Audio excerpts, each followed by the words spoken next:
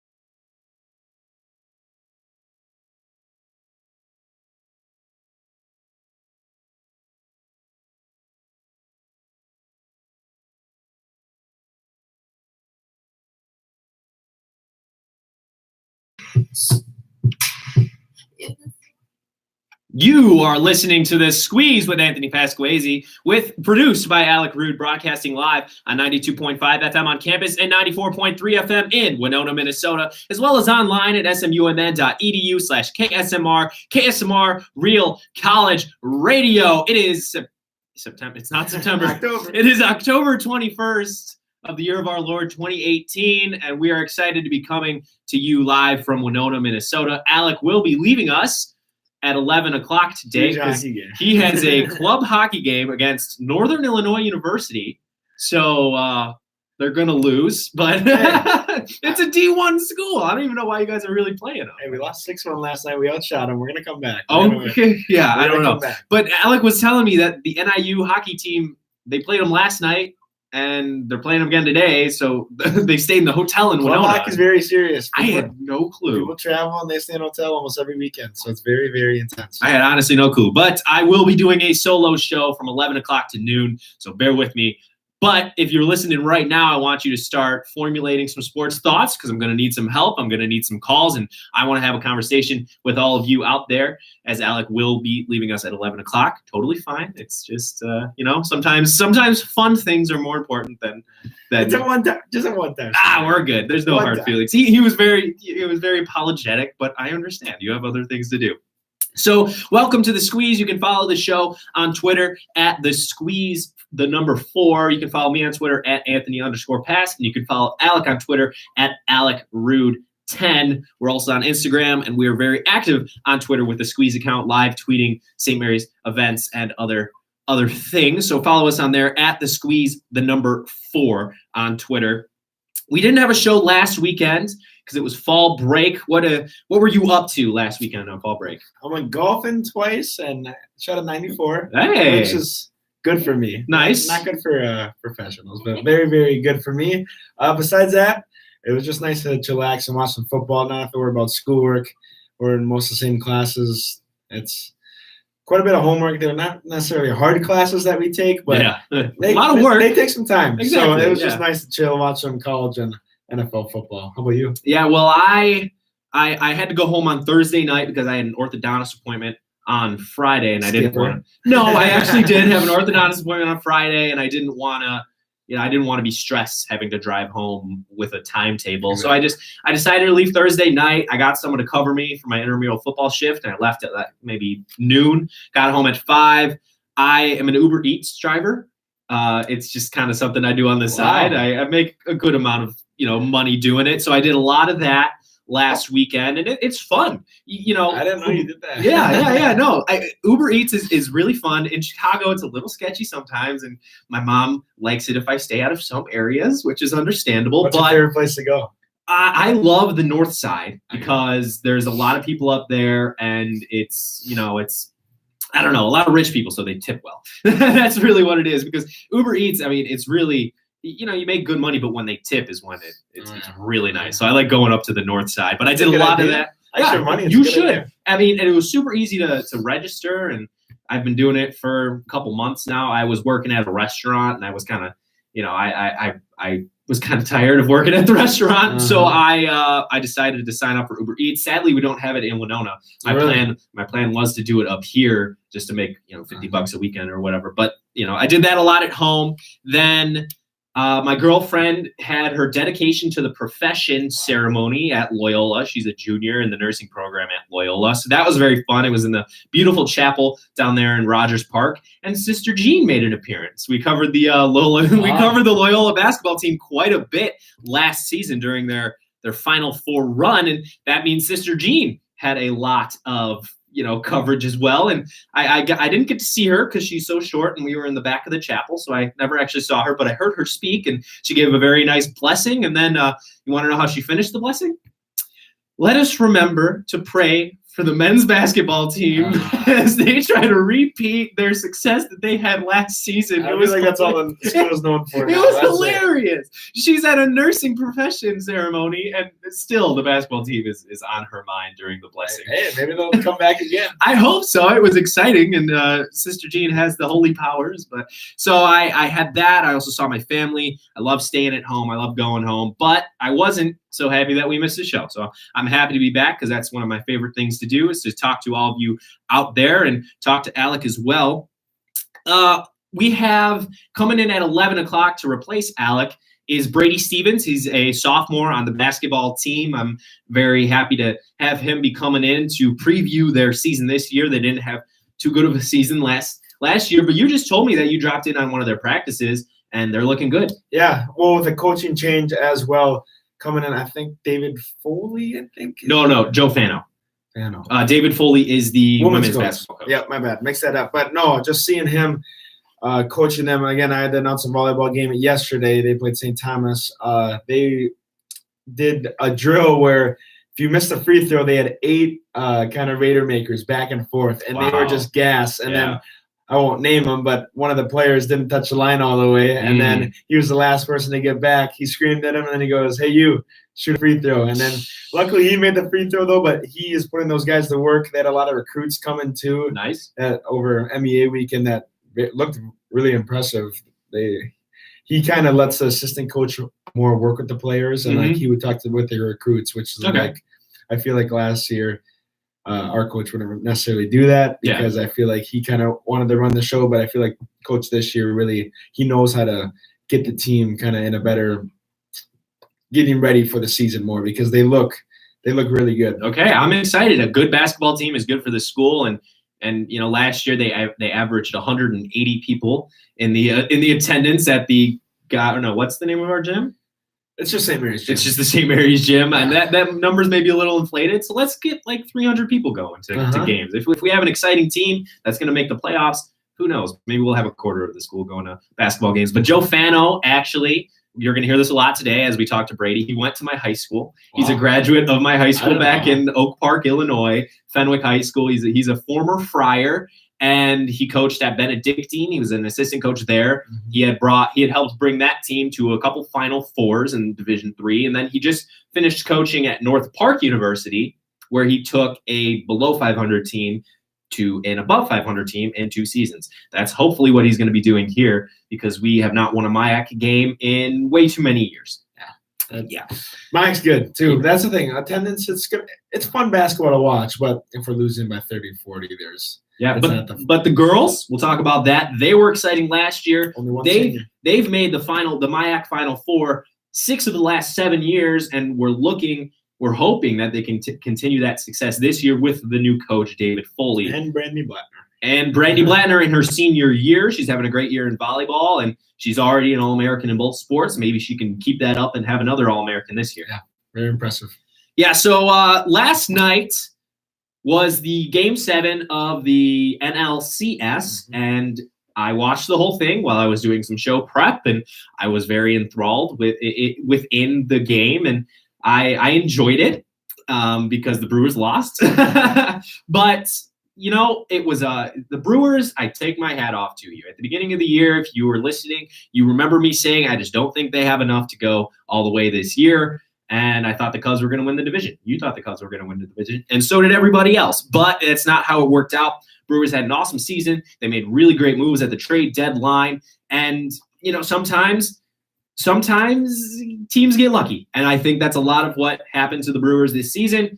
They had a very few injuries. They had a breakout season from Christian Yelich, who they traded pennies for to the Miami Marlins. That was quite lucky. Yeah.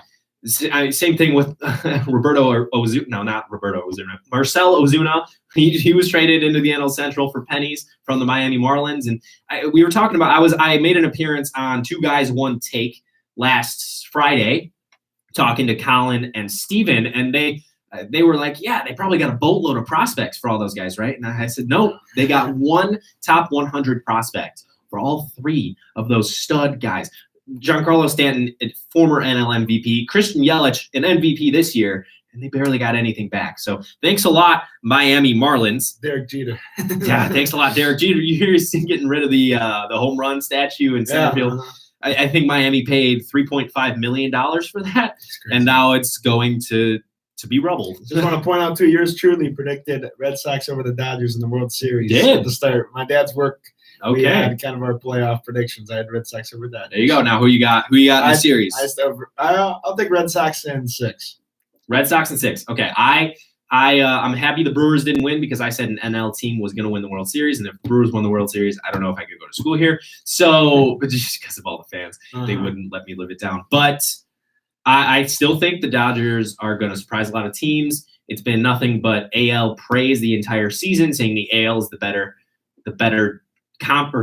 league. But the Dodgers have great pitching, and they've been there before. The Red Sox haven't really been here before. I just think the Red Sox defeating the Astros in 5 games, that I was not expecting that. That's true. Very, very impressive. And they played solid the whole time. Yeah. Well, Game 7. So let's go back to Game 4. Manny Machado runs down the first base line. Jesus Aguilar keeps his foot on the bag a little bit too long, and Manny Machado decides to take the liberty of stepping on the back of Jesus Aguilar's leg. Thinking about like youth baseball when you're clipping the guys who are kind of pushing around and stuff. Like it seemed like it was youth baseball going on. And a lot of the talk was, will this hurt Manny Machado's free agency numbers? And I don't think it will, because it only takes one team to sign a possible MVP, multi-time All-Star, to a $300 million contract. I don't think that's going away, especially at with such an important position of shortstop or third base, depending on where you put him.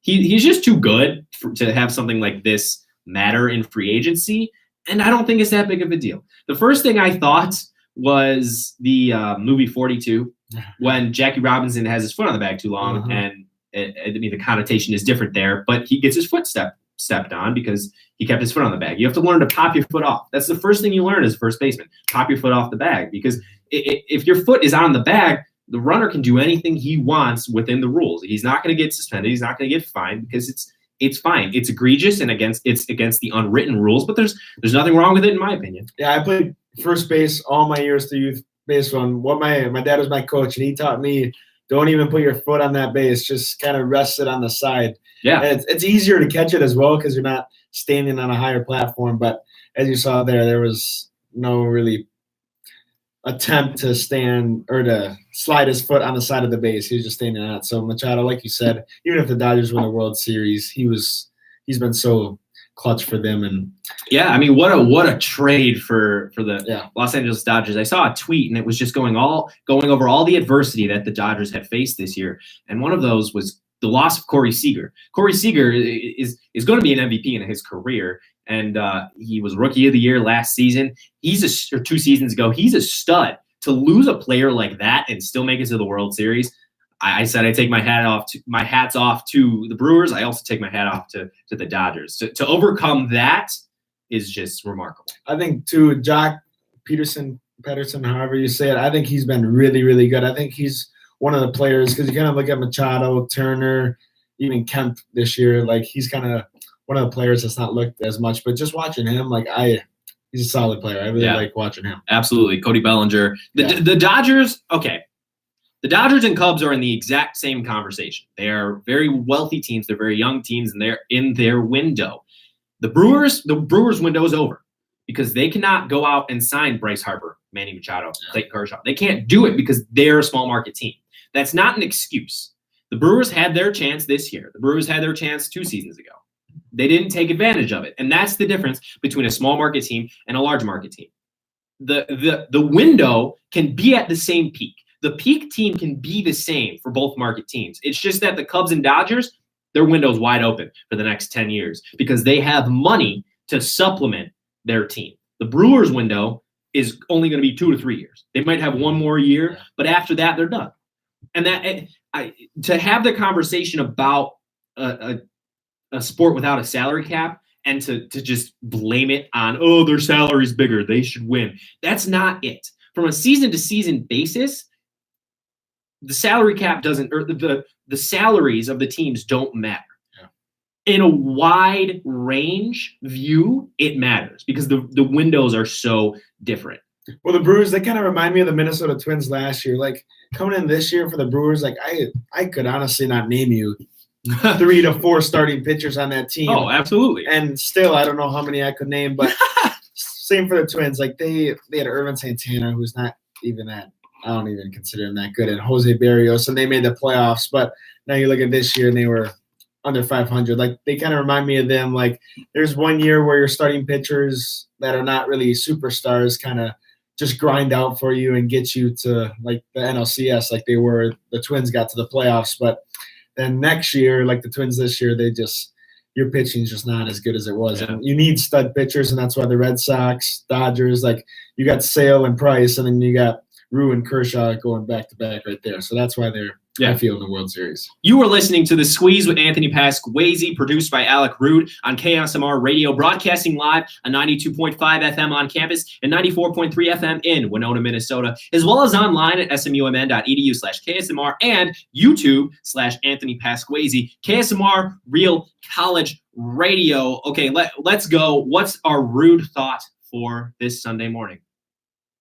Just any thought? What's a rude thought? Give me a rude thought. Alec Rude thought, that is. Okay, he's not prepared.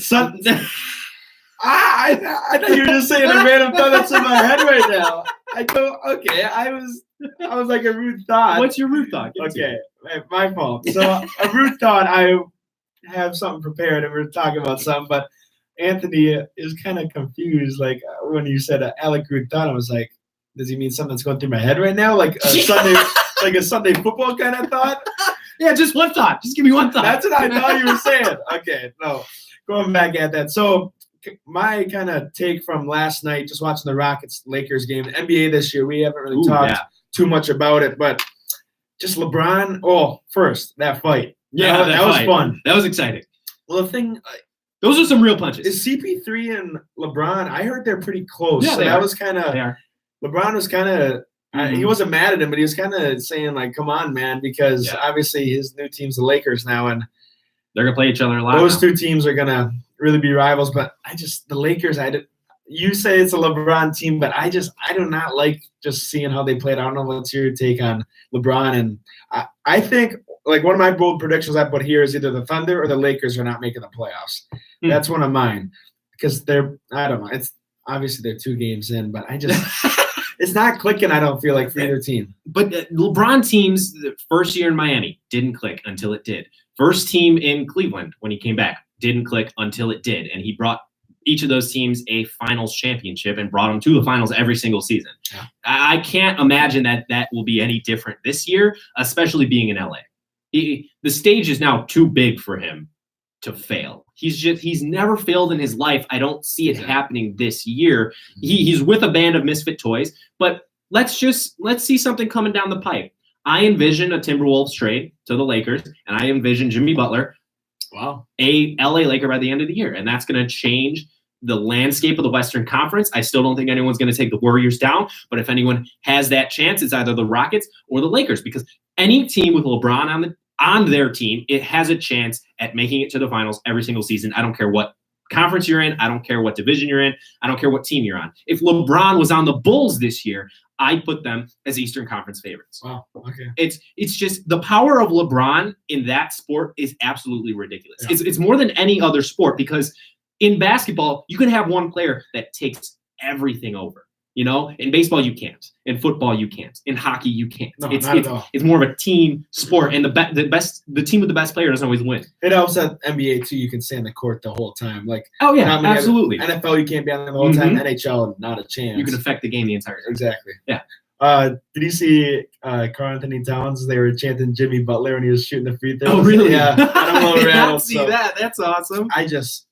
I would consider myself a Timberwolves fan, but you got to let him go. Like, unless the players kind of see some motivation from that. But Lakers, I haven't thought about that team. That would be a smart trade, I feel like. And Butler, I feel like, would like that too, because he wants to be in that LA range. And he wants to be in a race again. You know, exactly. He wants to be in a playoff race, and that's probably not going to happen if he's a Minnesota Timberwolves for much longer. But okay, we're on NBA, we're on Jimmy Butler. Just the remarkable turn of Jimmy Butler from a lovable. He was kind of quiet. He was a quiet, lovable, hardworking, blue-collar guy to almost a heel at this point. Yeah. He's almost hateable at this point. If you're a Timberwolves fan, you either love him or you hate him. If you're a Bulls fan right now, you either love him or you hate him. He did the same thing to the Bulls when he was a Bull. He said, "Get me the heck out of here. I want out of here." That's not how it should be. I don't. The T-Wolves, like, they made the playoffs last season, and I think it's a coaching thing, because I think Tom Thibodeau, I don't like him. And if the players don't, because, like, it's not just Butler. Like, some of the players have also commented that they're not too fans of him. So I feel like if they would have got him out last year, there wouldn't be an issue, because Butler, I feel like he wants to be a star more. And with Wiggins and Karl-Anthony Towns, I feel like Butler, like you said, is a little frustrated that he's not in a race and also not kind of the star of the team. I think Towns is kind of taking over on that. Just going forward, though, top Final Four teams for NBA predictions. For you? Quick predictions for you. Okay, for me, this is off the top of my head. Yeah, I didn't do any. Okay, let's go Raptors and Celtics. Almost the obviously. same thing? Yeah, it's pretty obvious. And then Western Conference, I'm going to go Warriors and Lakers. Okay. Yeah. I had Houston and Warriors. Okay. I have Houston upsetting the Warriors, though, and then Boston beating Houston. I like the sound of that. That sounds like an exciting June of next year. I was surprised how much Carmelo played last night. Yeah. Too, Anthony, but coming off the bench. Okay. Turned out to be a good root thought from the top. Yeah, I like that. That was a nice root thought. We're going to send it to break here, but before we do, I'm going to ask you guys for a 16-second squeeze caller as we go to the break. Please call 507-457-1615. If you've been listening, you know how it works, but I'll tell you what it is anyways. A 16-second squeeze is your chance to win a Squeeze t-shirt. You're going to call into us, and you're going to pick between two different people, and you're going to answer a question like, name as many U.S. states as you can in 16 seconds. Minnesota, Illinois, Kentucky. Okay, well, you get it. So that's what you're going to do. It's hard. It is hard. It gets to you. And it is a margin of victory game. If you beat out all the other two callers in margin of victory, you win the t-shirt. We have yet to have a winner of our t-shirt go more than +0. So let's see if we can do that today. 507-457-1615. We're going to send it to break, but call that number if you want a chance to win a Squeeze t-shirt. 507-457-1615.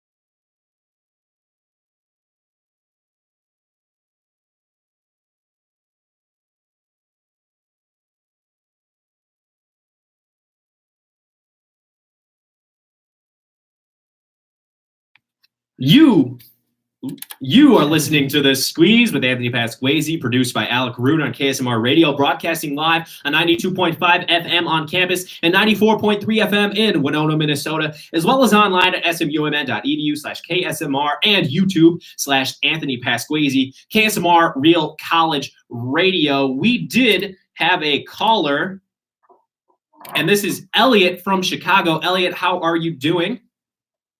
Hi, good. Okay, so you are a contestant on the 16-second squeeze. Who would you like to compete against, Desmond or Jack? I'll go with Jack. You're going to do Jack. Okay, you have 16 seconds to name as many Milwaukee Brewers as you can. 16 seconds, Milwaukee Brewers. 3, 2, 1, go.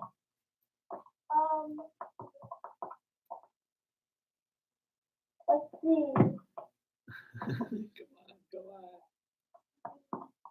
Wait, we're starting now? Yeah. Okay. Restart. Okay. Restart. 3, 2, 1, go. Oh, okay. And well, we have to drop Elliot from the call there.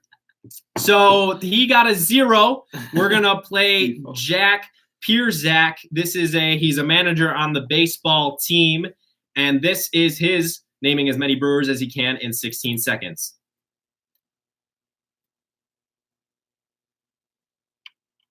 Well, technical difficulties as always, because when do we not have technical difficulties?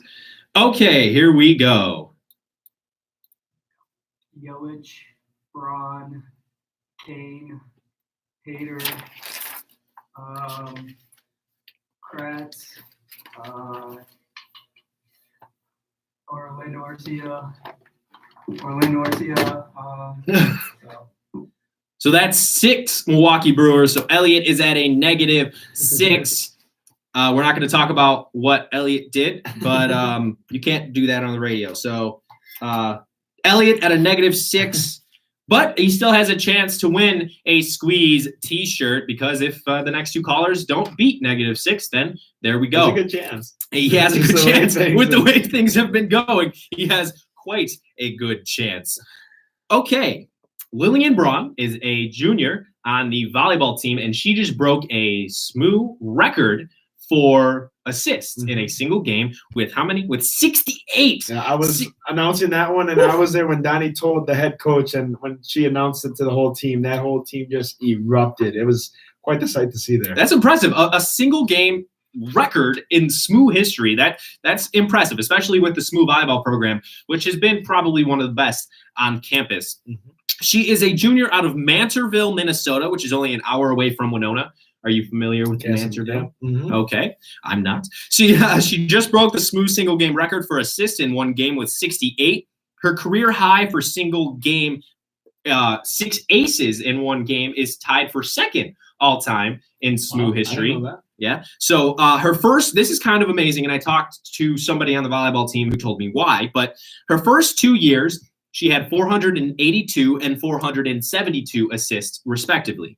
Already this season, with a few games left, she has 947. That's almost more than she had in her first 2 seasons combined. And what I was told is they've changed from a 4-2 formation to a 5-1, which means that she's the only setter now. Yeah, no.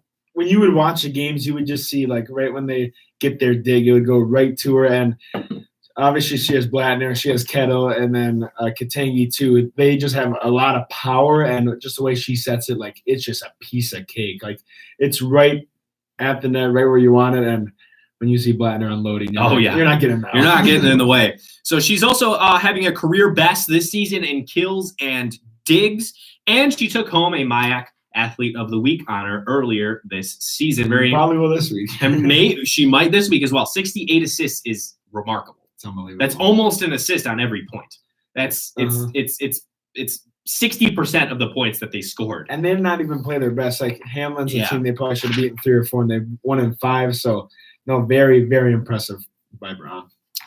Well, from volleyball, which we haven't really talked enough about this season, I feel kind of bad for that. Maybe we'll get an athlete on next week. They have no home games, I feel. That's true. But these last 3, I'm not. last two, and then the Yeah, past and two are all. tell the people you just started streaming the volleyball game, so why don't you tell the people about that a little bit? Yeah, so it's the same. I stream the soccer games as well, but yeah, it is play-by-play. I do that for the volleyball. Volleyball only has 2 games left. That is Wednesday night and Friday night, I believe. Wednesday night they play St. Olaf, but kind of the volleyball, they're kind of in a scenario. They're 1 game back right now. I believe it's the St. Olaf, and then they're tied with Concordia. So they play St. Olaf Wednesday, Okay. and they would need to win that one, and then probably have to beat Gustavus, who is 10th in the nation. But if they win Wednesday, they'll probably be tied for it, then probably lose a tiebreaker to Concordia because they have an easy schedule left. But yeah, they play Wednesday and Friday night, so tune into those ones. They will be very, very fun. And Gustavus, 10th best team in the nation. If you Yeah. want to watch some good volleyball, Yeah, that's watch true. them. So I'm getting clarification. Apparently he was saying shoot. So I apologize. I just heard the other word, and I get kind of trigger happy on the button for good reason, because I don't want to get fined. So he was saying shoot, shoot, shoot, and I'm sorry for dumping him. So shoot happens, Yeah, as it they does, say yeah. in the radio business. The soccer teams that we've been following very consistently over the season. Neither of them have been very good. Yeah, they've been struggling to score goals. They've been giving up like 3 or 4 a game too. So the women's team is 7-9 overall, but the last time we talked to you, we told you that they hadn't won a MIAC game in 3 seasons. They're 2-8. Uh-huh. They've won 2 MIAC games since they just lost to McAllister yesterday, which is unfortunate. But they're now 2-8 in conference. That is remarkable, considering that in the last 7 MIAC seasons, not including this one, they've only had 2 wins combined. They've only had 4 wins combined. When they won, though, and they beat Carleton in double overtime, that was one of the coolest games I've ever been to. Loy had a wide-open net in the first overtime. It missed, and then in the second it was wide open. Sent it wide, but then second overtime came back and scored, and That's that awesome. place just went nuts. So what a cool atmosphere it was there. And then they beat Hamlin University 4-0. That is an impressive showing. And they finished the season versus Ripon College, and that's this Wednesday at 6:30 p.m. here on campus. That's senior day. So make sure you make it out to the soccer game at 6:30 at the Okremovich Field.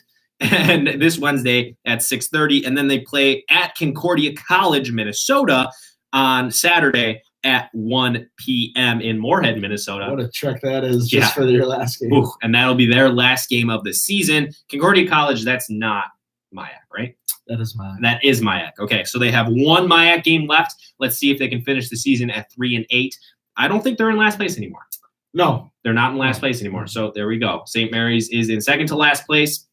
That's, again, it's a young team. And I want to keep reiterating that it's a young team, and it's a team that's going to be good. It's going to be good, I promise. One thing I noticed, Cassie did not play at all against Carleton. I don't know if she was hurt or not. And also Kaiser, who's been playing a lot too, she didn't get into the 80th minute. So I don't know if they're switching things up, but Walraff is at forward now. Mm-hmm. So they're switching things up, which looks like it's better. So okay. We'll see with these last 2 games. Yeah, and she is a senior, Maddie Walraff, so it's her night this Wednesday. And, yeah, Mara Mishner as well. She's had a breakout year, as we've talked about on the show a couple times.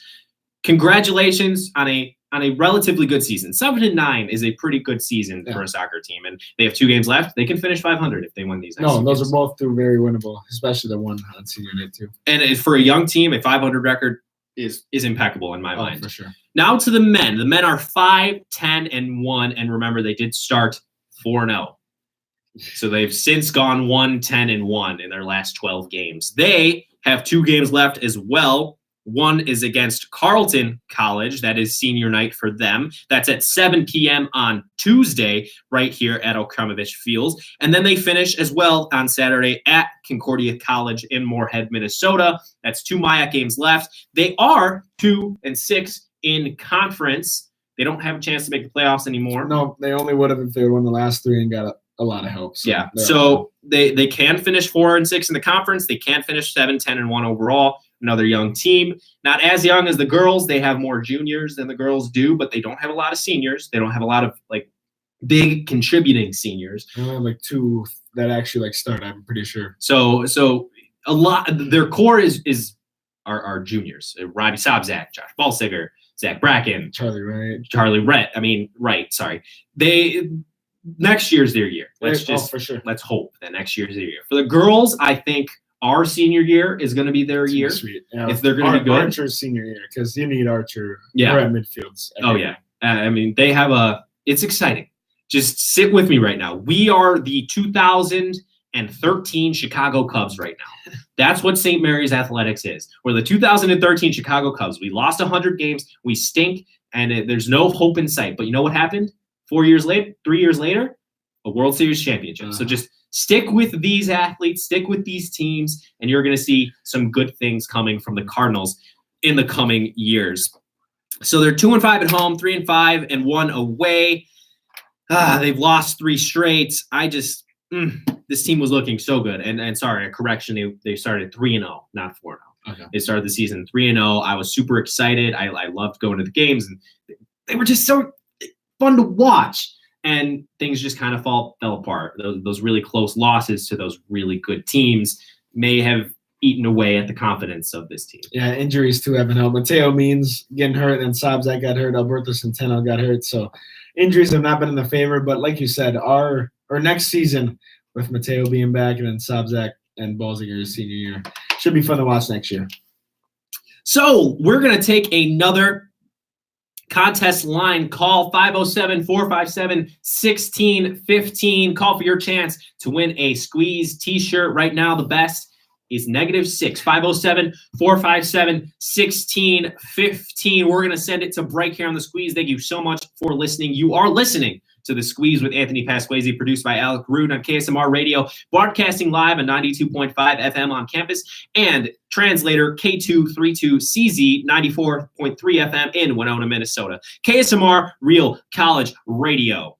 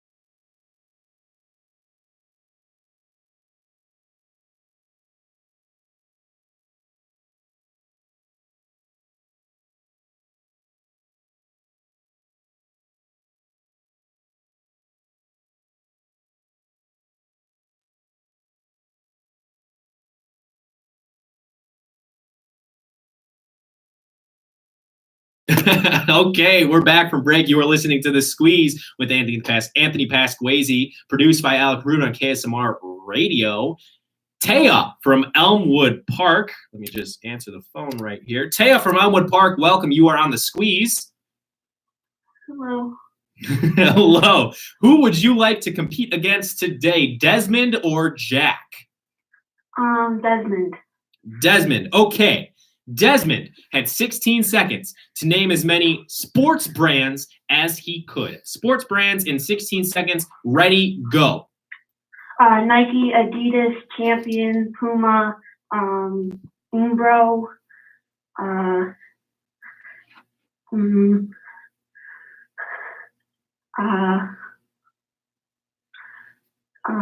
Okay, that's it. I got 5. Five. 5. Great job, Taya from Elmwood Park. Stay tuned to see if you win the Squeeze t-shirt. okay, thank you. Okay, so that was 5 from Taya. Let's see how Desmond did. Desmond had 16 seconds to name as many sports brands as he could. In 3, 2, 1. Here we go. Nike, Adidas, Puma, Champion, Zuno, Spalding, Raleigh, Asics, Jordan, Adidas. Nope, he said that twice. Reebok. Okay, I got 10. Yep, 10. So it's kind of funny because he said Nike, Adidas, Puma in the exact order that Taya said Nike, Adidas, Uh-huh. Puma. I'm shocked I didn't say Under Armour. Oh, neither of them said Under Yeah. Armour. Maybe we should talk to our marketing professor Uh-huh. and tell him that they need a little more help in the marketing. But that's -5 for Taya. So, gosh, are you kidding me? Can't catch it. We can't do it, man. -5 is now in the lead for the t-shirt. That might win here on week 4 of the Squeeze. We've yet to have a positive caller. 507-457-1615. We got to do it. I got to do it. No, I got to win a t-shirt. Okay, because Alec has to leave, normally we do our picks in the second hour, but we're going to do it right now. A little update on our NFL picks standings. Alec is in second place with a record of 13-11. Claire and Teresa are in third place at 11-13. They're close, man. And your boy, Anthony, is 16-8. So if you're a sports bettor, you should probably be listening to me. I wish I was sports betting. I wish I was sports betting on the picks I'm making because I'd probably be making a little bit of money. But I'm 16-8. The girls last week went 3-5, and that was the recording that was a little off, so I'm not going to play it again. Alec went 4-4, and I went 5-3. I've yet to go under 500 in a week. Wow, you're a stud. I'm I'm coming back. Well, I want to come back, but I'm scared for Claire and Teresa. They're going to catch up to me. that's really the They're only 2 games back. that's the punishment. If they can beat one of us, that's the punishment. Oh, It's just that happening would not be good for either one of us. No. But here is Claire and Teresa's week 4 picks, week 7 of the NFL season. Patriots at Bears. Patriots, Tom Brady. Okay. I don't know anything. Patriots. You still know more than I do. Vikings at Jets. Oh. I don't know. I mean, the Vikings are just so ferocious, but I know that they suck Purple as a people team. eaters. The Purple People Eaters. Vikings. Okay, Giants at Falcons. I wanted it to be the Saints so we could get lit and fit with the Lord. Let's do the Saints because No, it's the Giants and the oh, Falcons are a bird. but green giant. Ho ho ho. Oh, the Jolly Green Giant. Yeah, so the Giants. Yeah. Perfect. Okay. Bengals at Chiefs. I think a Bengal's like a panther. It's Tiger. It's a tiger. Not the Jaguars. Car. That was good times. We can do the Bengals. Saints at Ravens. Saints, let's get fit and live with the Lord. Lions at Dolphins. Dolphins. Woo! Save the planet. At the Turtles. Cowboys at Washington. Yeehaw. The Cowboys. Yeah, Yeah. Cowboys. Yeah. Browns at Bucks. Browns because they're a Color. So at this point in the season, they're just making the same picks every week. It's what Same it seems teams. like. The same teams every single week, which isn't working out terribly for them. They're not. I mean, they're 11-13. So I guess just keep picking the same teams and 50% of the time you'll win. That's not really how that works. So they have the Patriots over the Bears. They have the Vikings over the Jets, Giants over the Falcons, Bengals over the Chiefs, Saints over the Ravens, Dolphins over the Lions, Cowboys over Washington, and Browns over the Bucks. Alec, reveal to me what your NFL Week 7 picks are. Sadly for you, I'll take the Patriots over the Bears. I did not like how the Bears looked last week, and Patriots I feel like are playing their best football.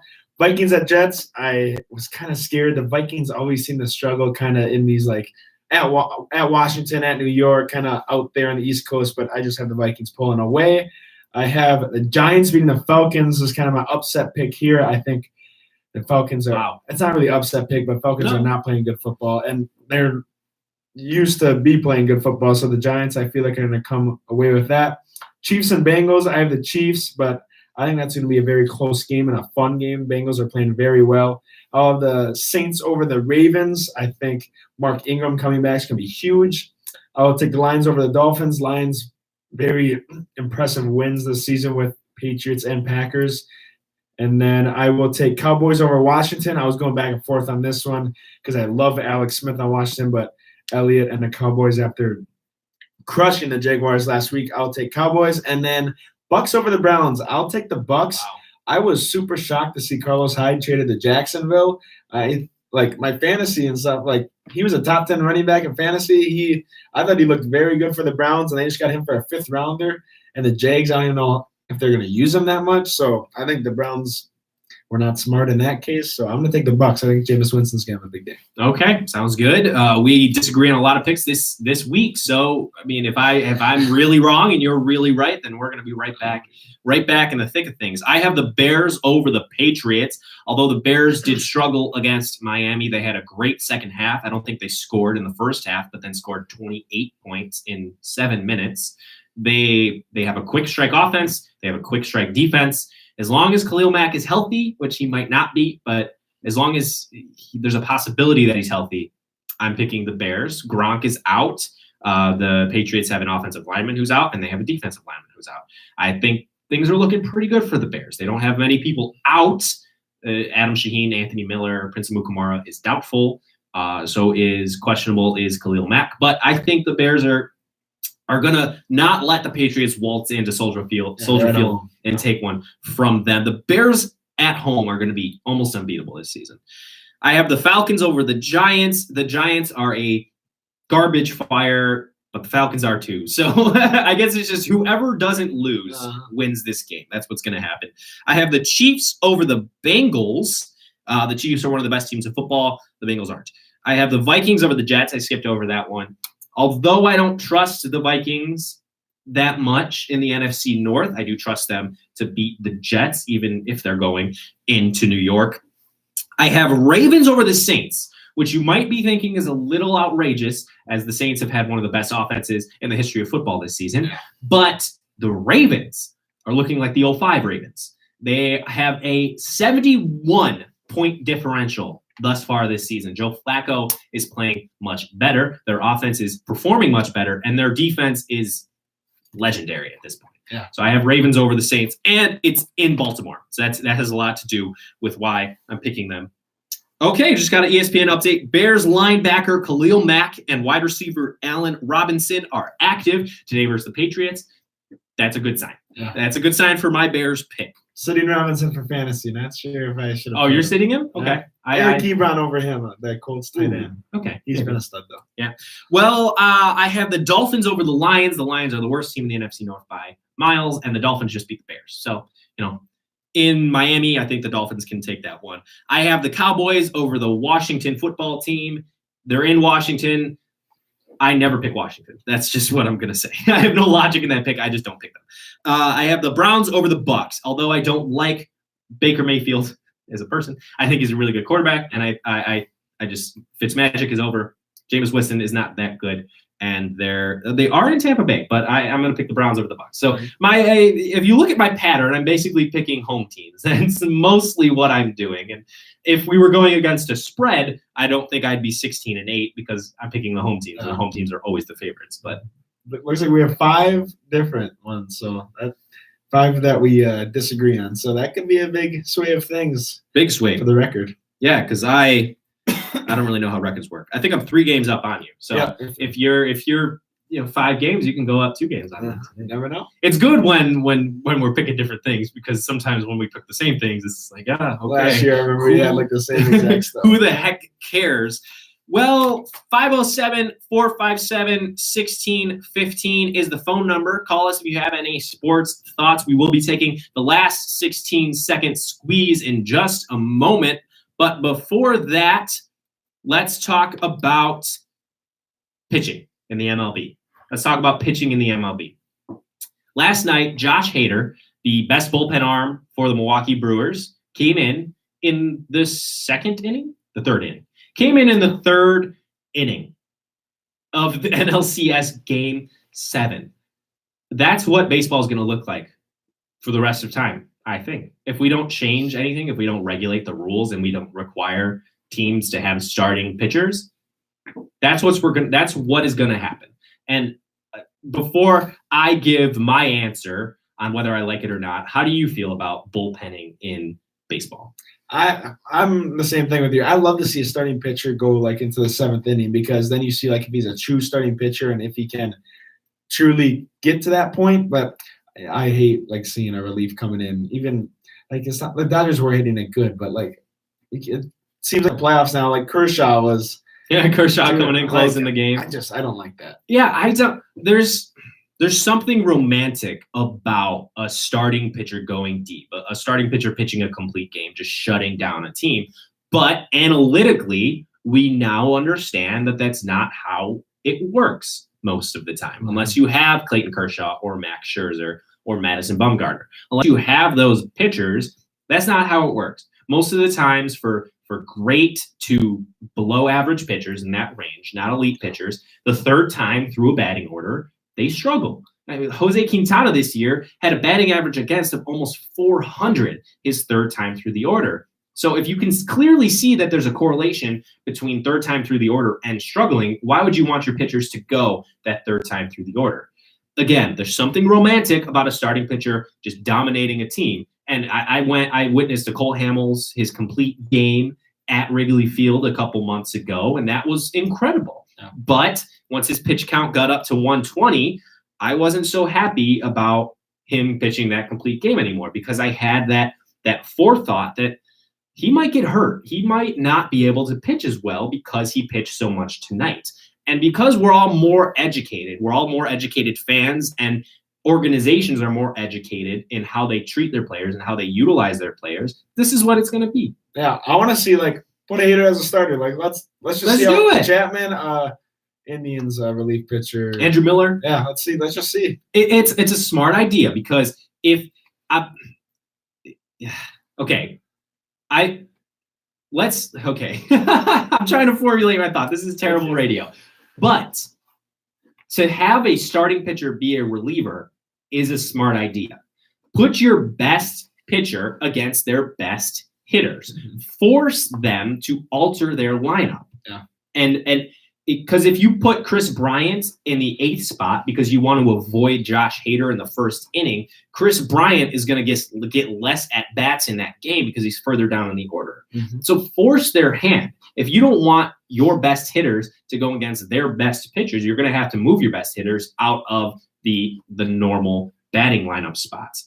It's a smart idea. And the Rays did it a couple times this year. The Giants did it. The Brewers did it in the playoffs. And it worked for the most part. My worry is possibly, yes, pitchers are going to be throwing less pitches, but they're going to be throwing more often. And I don't know what that does to an arm, but I don't assume it's a good thing. Yeah, they'll consider them more well rested, and like I bet Kershaw will go in a couple of days too. Yeah. Just coming into it.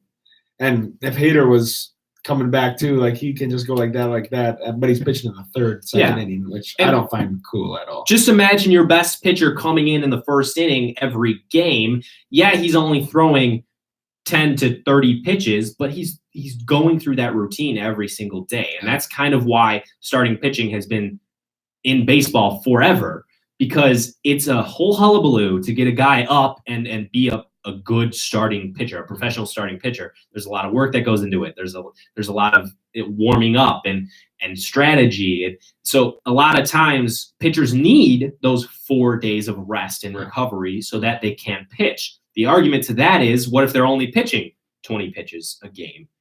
Then they don't necessarily need that rest. But I think you do need that rest because you went through all that strenuous activity. It doesn't just have to do with the throwing of 20 pitches. Turning the Moneyball situation, I think, just the analytics side. So yeah, it's that's so the thing. important. Yeah. It's so important. I mean, just look at you walk around this campus and 1 out of 3 students, this is totally anecdotal and not true, is a business intelligence and analytics major. Numbers are king at this point in our society. Numbers are king, and sports reflect society. So sports are going to reflect that numbers are king. If you have the information that you know is going to pan out over 162, and Scott chatted until it didn't work, and he's right, it didn't work. And if you have you seen Moneyball?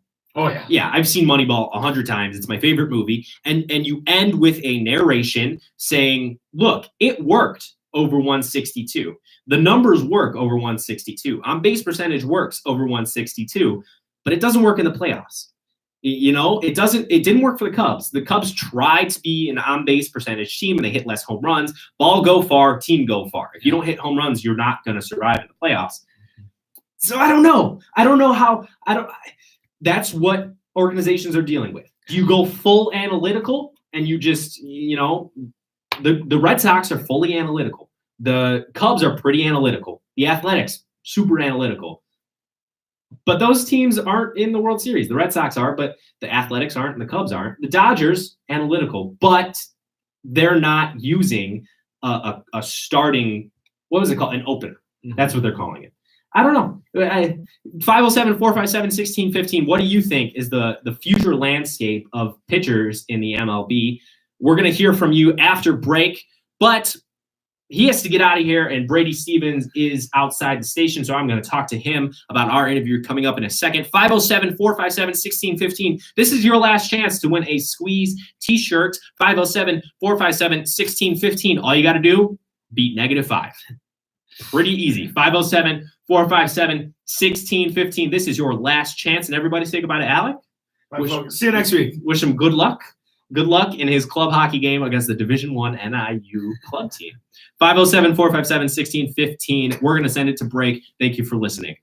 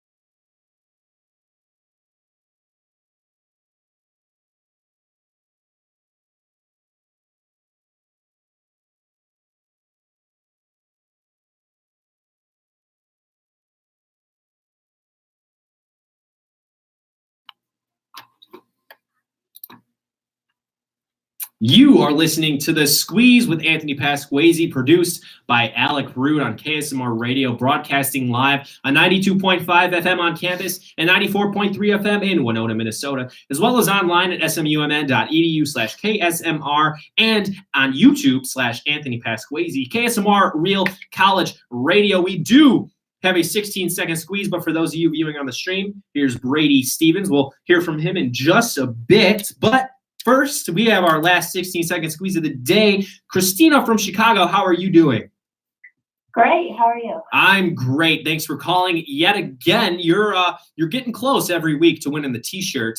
You just need a -5 this week. So you are facing off against Jack. Jack had 16 seconds to name as many MIAC schools as he could. MIAC schools in 16 seconds. Ready, go. St. Mary's, St. Thomas, Concordia,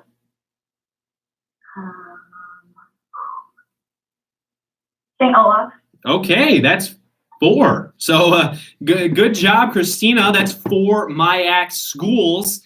I don't know how Jack did, but 4 sounds like a pretty good number for your chance to win a T-shirt. Thanks for calling, Christina from Chicago. Thank you. Okay, so that was 4 from Christina. Let's hear from Jack Pierzak. He had 16 seconds to name as many MIAC schools as he could. Mary's, Hamlin, St. John, St. Thomas Academy. No, it's just St. Thomas.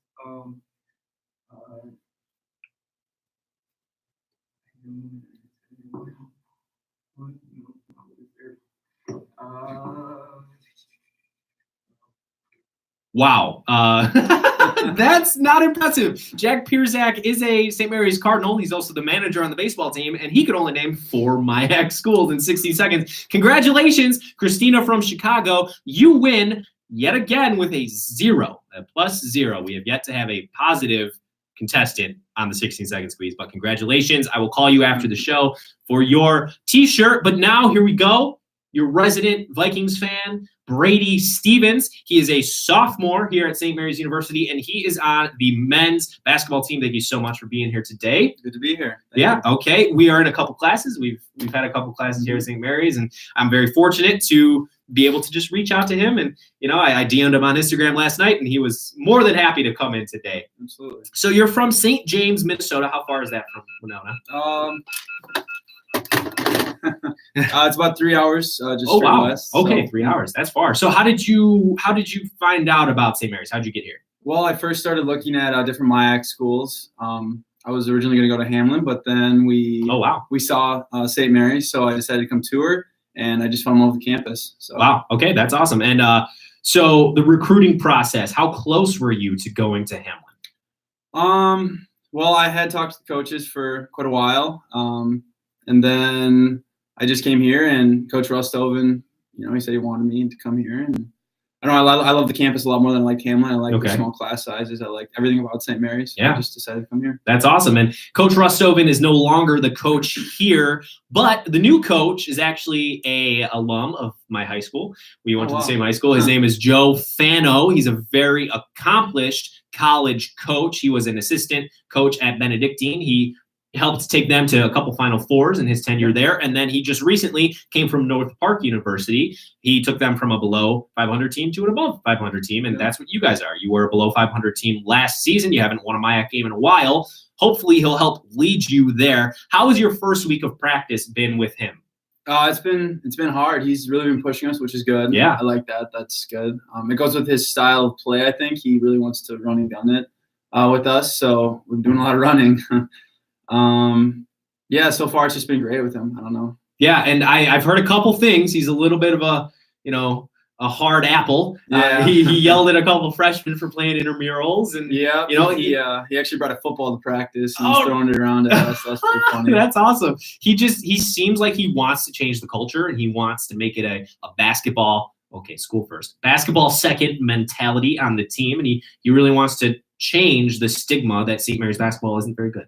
Yep. He's really pushing us hard. And also, as far as the team goes, we're really coming together as a team. Okay. Like last year, we were really young, had a few injuries and stuff like that. But this year, we're kind of coming together. really good team culture this year. So Yeah, far. that's awesome. So, I mean, you had Sawyer last year. He was a starter, and he got hurt, and a lot of freshman starters on the team last year. You even made a couple appearances, but mainly you came off of the bench. Yep. You shot 500 from the field, and you went. Where do you have 4 points per game, 4.5 points per game, and 4.5, yeah. And you were actually second on the team in rebounds per game, which is impressive, coming off of the bench. So, are you going to be in a bench role or a starting role more this year? As of now, I am in a bench role right now.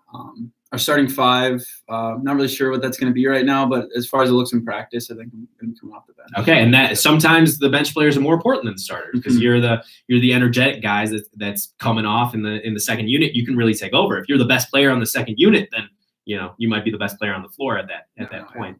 So, what was an issue with the team last year? You went 1-24, 0-20 in the MIAC. That's not very good. Yeah. So what is something that happened last year that you're going to change this season? What is Coach Fano doing differently, and what do you think the players can do differently? Well, last year we just didn't have any team chemistry. Like I said, it was a lot of young guys. A majority of the time we would have, maybe 5 freshmen on the court, and that's kind of tough to kind of get in a flow. So there's a lot of guys trying to do a lot of one-on-one stuff, but Coach Fano this year is really preaching team offense and stuff like that. Look and see instead of look and go. Okay. That's one of the big things he says. So really just trying to work the ball around, I guess, more. Like last year we didn't do that. And yeah, just kind of like more experience. Yeah, and you guys know each other now. And how many freshman recruits are there on the team this year? I believe 7 or 8. 7 or 8. Wow. Okay, so that's almost an entire new unit that you have to learn how to play with and learn the names of and really get to know. How are they looking so far this in the off season and in the first week of practice? Good. They're looking good. They just fit right in with the team. We welcomed them in, and like I said, good team chemistry. A lot of great athletes in the freshman group. Obviously, still have a lot to learn, but so did we, and we still do have a lot to learn as a team. But yeah, they're doing really well so far and kind of pushing the group. So like when we do scrimmages and stuff like that, they're pushing the team ahead of them. When we go 5-on-5, stuff like that. A lot of great energy on the team. So I saw a lot of tall kids this season when we or this school year when we walked in. A lot of freaking massive human beings in the freshman class. And that's been the problem last year. Every time I went to a basketball game, it looked like St. Mary's was the smaller team. The MIAC is one of the premier athletic conferences in Division III, and the MIAC basketball teams are just as good as the MIAC in general, and they're all huge. And there's such an emphasis on large athletes. Do you think you're gonna match up better with those teams this year? Yeah. Well, last year we did finish last in the conference in rebounding. So that's been another emphasis Coach Fano has been doing for us, running and rebounding. Having the guys back that were injured last year is going to be really nice because we had a lot of guys that were, big guys that got injured, like Eli, Christian, those big guys. So I think it'll be a lot better this year, rebounding wise and stuff like that. You're right, the size does matter in the MIAC, but also just the speed of everything in the MIAC. It's just a lot faster, which will also. Yeah, I mean, Jake Bailey, super tall. Yep. Eli, like you said, is massive, and Sawyer is just he's big. built. I mean, I can't believe that guy doesn't play football. Yeah, he looks, and his injury last year. How long was he out for? Almost the entire season. Yeah, most of it, 3/4. I think he played like 6 games or something like that. Yeah. And we were excited to see what he could do because we had heard a lot of good things about him. And hopefully he stays healthy this year, and hopefully you guys stay healthy this year and lead us to a MIAC playoff appearance. Yeah, absolutely. That's what I would like to see. But what in your mind, what can we realistically expect from this basketball team this season? We're shooting for over 500. We kind of have like a little 4-year plan in place. Get to hopefully make playoffs this year. Do very well in playoffs next year and senior year. Hopefully get to a MIAC championship. There we go. So. That sounds good to me. Yeah, that sounds really good to me. And what can you do? You said chemistry and you said rebounding. What's another thing you can do that'll make that dream a reality over the next 3 years?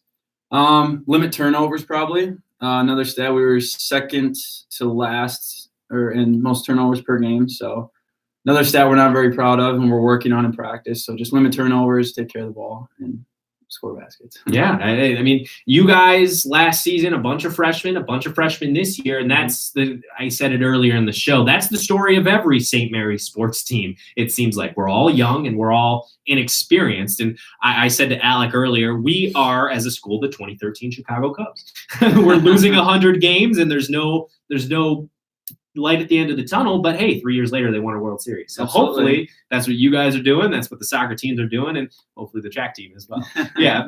We have a new athletic director. We have a bunch of new coaches, and the arrow is pointing up on St. Mary's athletics, and the basketball team is one of those teams now. Absolutely. Yep. Yeah. Well, so you're a Vikings fan. They're playing the Jets today. What's any predictions you got?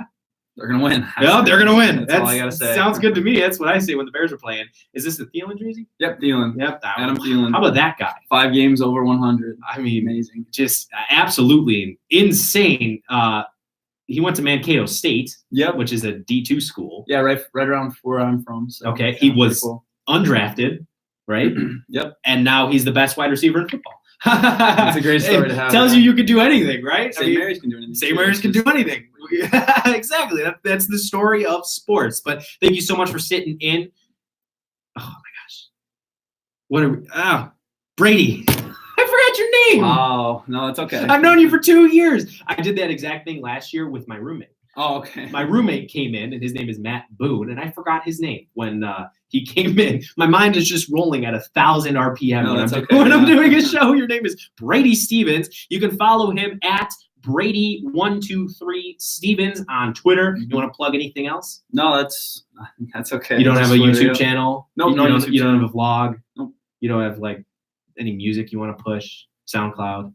Oh. I'm just kidding. Lil Chrissy, my roommate Lil Chrissy, Oh. Christian Alvarez. There we go. Releasing some stuff. Oh, he is? Okay, he's from Chicago. We actually live right across the hall from each other. Yep. I never hear him working on anything. He goes to a different place. Okay, cool. Well, thank you so much for coming in, Brady. 507-457-1615. We're going to send it to break here on The Squeeze. Thank you so much for listening. It's now my show. I don't have anyone else to talk to for the next 45 minutes. So I'm hoping to hear from callers. If you have any sports thoughts I want to hear from you, and I want to talk to you. 507-457-1615. You are listening to The Squeeze on KSMR Radio, broadcasting live on 92.5 FM on campus and 94.3 FM in Winona, Minnesota. Thank you for listening. We're going to send it to break right now.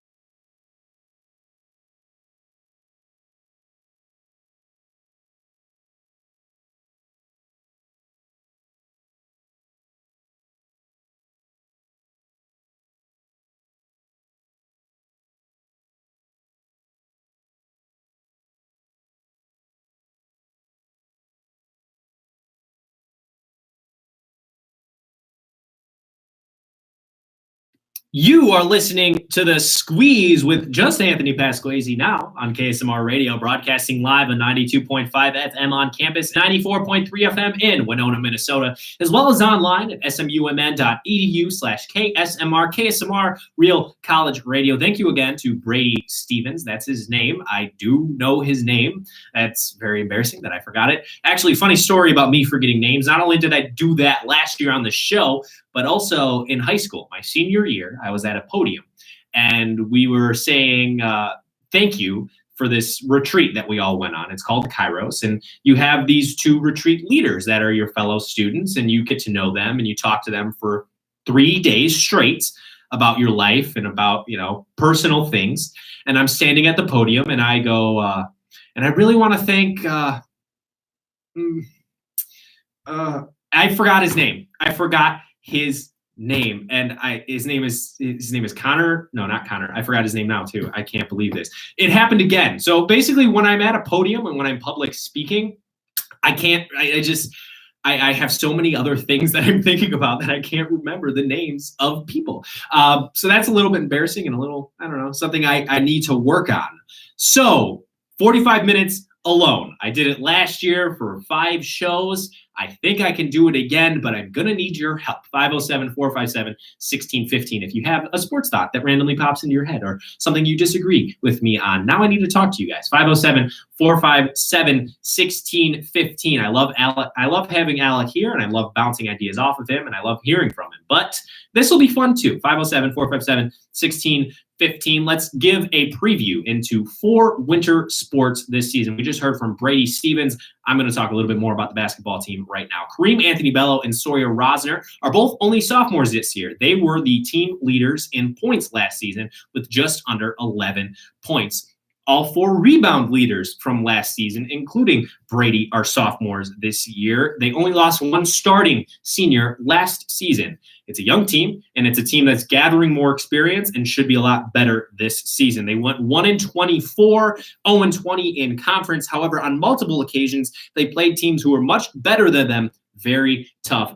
One of those was at the end of the season at St. Thomas. They actually had the lead late in the second half and ended up losing by 9 points. But we were checking the scores the entire time through Donnie Nadeau, the sports information director. He posts tweets about St. Mary's sports all the time. And we were impressed. We thought maybe St. Mary's was going to pull a Purdue over Ohio State and take down the St. Thomas Tommies. But that shows you what they can do. They can play teams that are supposed to be better than them very well. They almost beat McAllister twice, and that's the first team that they're going to have to take down if they want to advance up the rankings of the MIAC is McAllister. You got to beat the teams you're supposed to beat, and then sometimes you beat the teams that you aren't supposed to beat.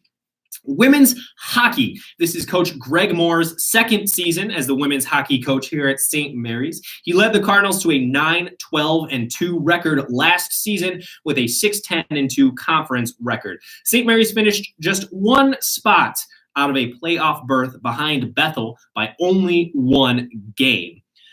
They do return their points leader from last season, that is Bailey Went, and they also return their goalie from last season, Ashley Corcoran, who posted an impressive 9-10 save percentage last season. They almost made the playoffs last year. They are also an exciting young team, and I wish Alec was still in here, but he was saying some very nice things about this women's hockey team. They're super excited about this season, and they foresee a lot of good things happening this season and beyond. Staying on the ice over to men's hockey. The men's hockey team is led by Bill Moore in his 12th season at SMU. He has a career record of 95, 162, and 20. The men finished in 6th place in the MIAC with a record of 6, 7, and 3, and an overall record of 9, 12, and 4. Not exactly where they'd like to be. The men do not return either of their 2-point scorers from last season, but they do hold on to their .904 save percentage goalie, Al Rogers. I do remember they beat St. Thomas last year. I texted my parents and I said, hey, anytime St. Mary's beats St. Thomas in anything, I don't care what it is. I don't care if it's intramural ping pong. That's a big deal. And they did that last season. Let's let's take those successes and move them into the MIAC playoffs. Let's qualify for some more playoffs this year, Winter Sports. I'd like to witness some playoff athletics at St. Mary's, and again, arrows pointing up. But the best team at St. Mary's, undeniably in my mind, is the women's basketball team. They are led into battle by their new coach, David Foley. Last season, this team finished 5th in the MIAC and found themselves in the MIAC Final Four for the 6th time in 7 seasons. They finished with a MIAC record of 10-8 and a 16-11 overall record. Good news with this team is they only lost one senior last season, but the senior that they did lose was Alexa Houston. She was one heck of a player, and she was 2nd on the team in scoring, only to All-American Brandy Blattner. Brandy averaged a double-double last season with almost 18 points and exactly 10 rebounds per game. I'm surprised she wasn't named an All-American again last year. That is the most exciting team on campus. That is the most fun team to watch on campus. And it's almost must see every time they're in the St. Mary's gym. So make sure you make it out there. Brady was saying that the season starts November 10th with a scrimmage, and that's less than a month away. So everybody who loves winter sports, who loves snow, and who loves being cold here in Minnesota, get ready for winter sports and get ready for winter weather, because I'm feeling it right now. It's chilly in this station, and it's chilly outside. It was actually snowing just a couple days ago. Last week on fall break, there was an inch of snow on the ground here in Winona. So winter sports coming around, and so is winter weather. Wow, I'm rusty when it comes to one-man show. You were listening to The Squeeze with Anthony Pasquazi, produced by Alec Rude on KSMR Radio, broadcasting live on 92.5 FM on campus and 94.3 FM in Winona, Minnesota, as well as online at smumn.edu/KSMR. KSMR Real College Radio. 507-457-1615 is the phone number. I want to hear from you, the listeners. Give me a sports thought. Give me a sports opinion. Tell me I suck. Just give me something and don't swear. 507-457-1615. I don't know where to go from here. Let's talk about the NFL. In the NFL, who is who? Who are the haves and who are the have-nots?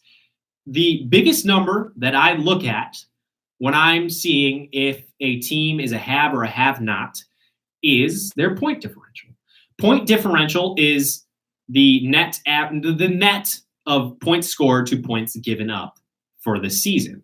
Normally, teams with a high point differential have stellar seasons, and normally teams with a less than good run differential, point differential, do not have very good seasons. So that's the number that I look at when I'm wanting to see, okay, who's really good in the NFL. And at this point, so far through 6 weeks, oh, okay, here we go. This is the first call of the day. Okay, you're on The Squeeze. What's your name and where are you from? Scott, Elmwood Park. Hey, Scott from Elmwood Park. What is up?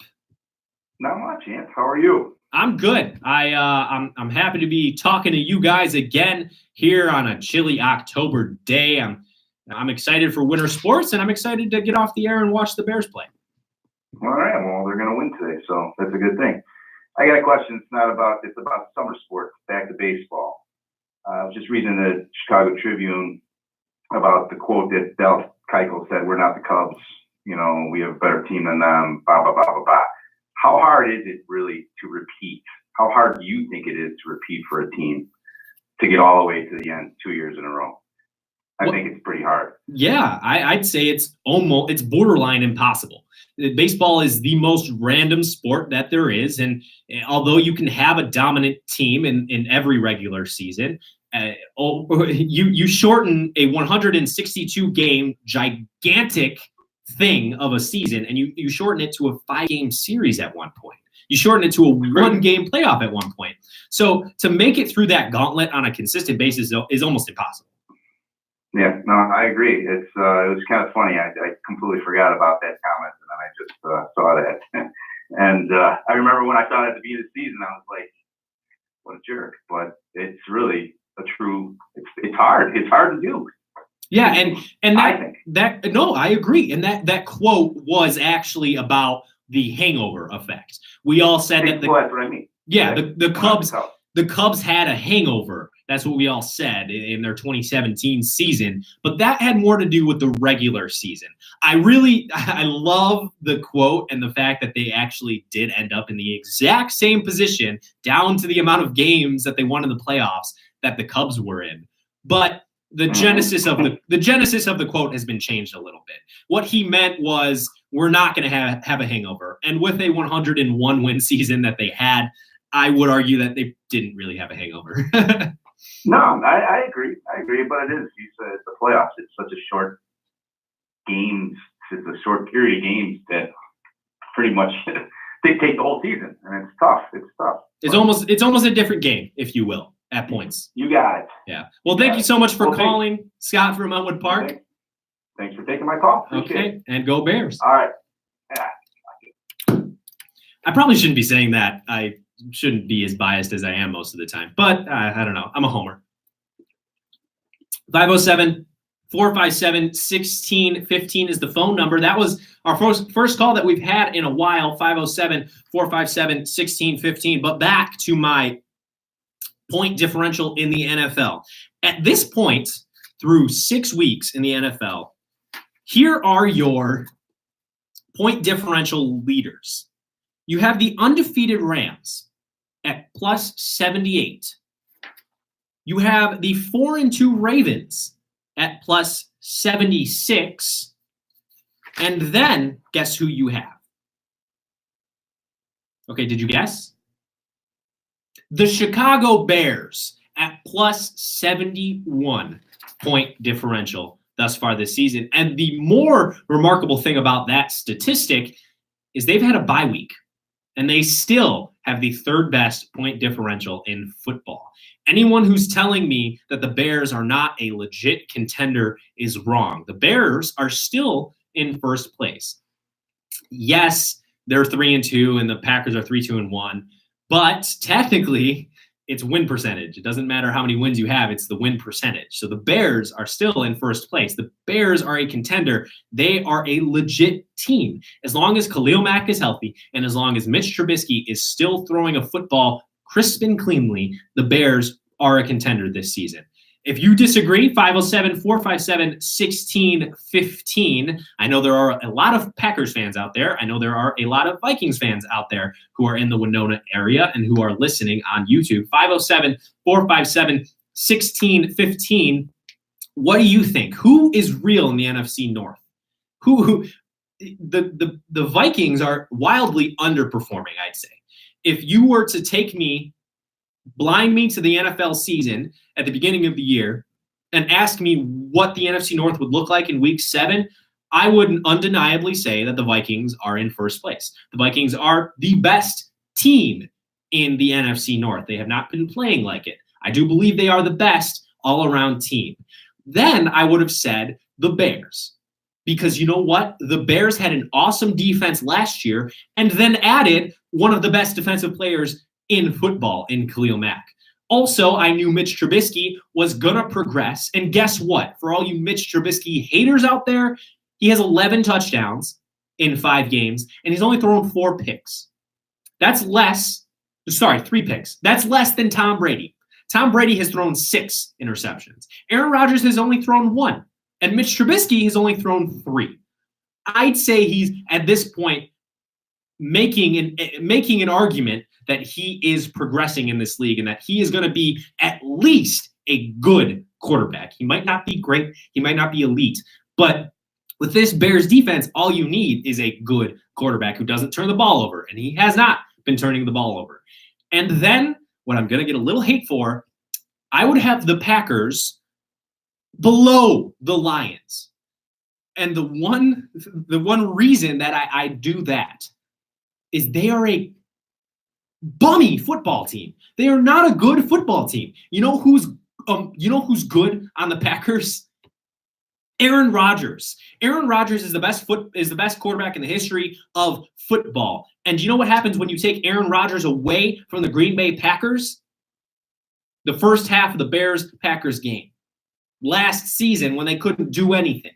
Because Mike McCarthy is not a good coach. They don't have a good defense, and they don't have a good offense. You know what they have? They have Aaron Rodgers. Aaron Rodgers is the LeBron of the NFL. We talked about it earlier in the show. I said that basketball and the NBA is the only sport in which one player can totally alter the entire landscape of a league. Well, I guess I was wrong, and I forgot about one guy. And that one guy is Aaron Rodgers. Aaron Rodgers is a person in the NFL that can singularly change the entire NFC.